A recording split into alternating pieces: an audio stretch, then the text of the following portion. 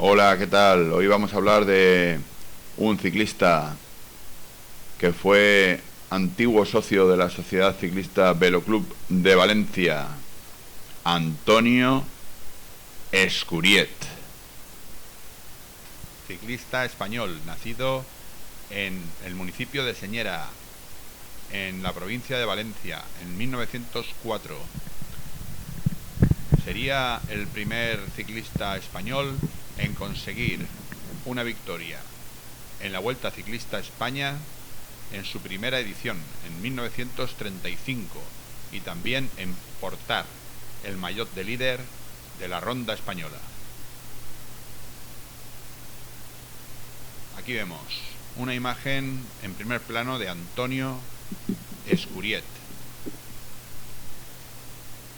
Aquí el corredor español Antonio Escuriet,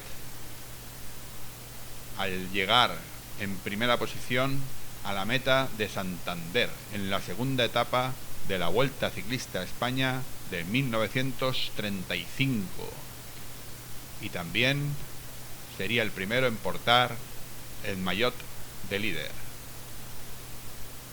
La Vuelta Ciclista a España en su primera edición sería finalmente ganada por el belga Gustave Delors, aquí en la imagen. En esta imagen vemos a Antonio Escuriet con Salvador Molina Andrea en 1933. Recordar que Salvador Molina también sería el primer español en conseguir la victoria en la montaña de la Vuelta Ciclista a España.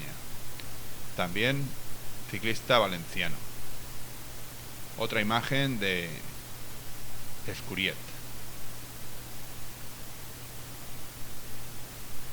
También ganaría la Vuelta a Levante de 1933, la Vuelta a Castilla de 1934 y también otra etapa en 1941 de la Vuelta Ciclista a España, entre otras victorias. Pero siempre será recordado por ser el primer ciclista español en conseguir una victoria en la Vuelta Ciclista a España y en ser el primer ciclista español en portar el maillot de líder de la Ronda Española.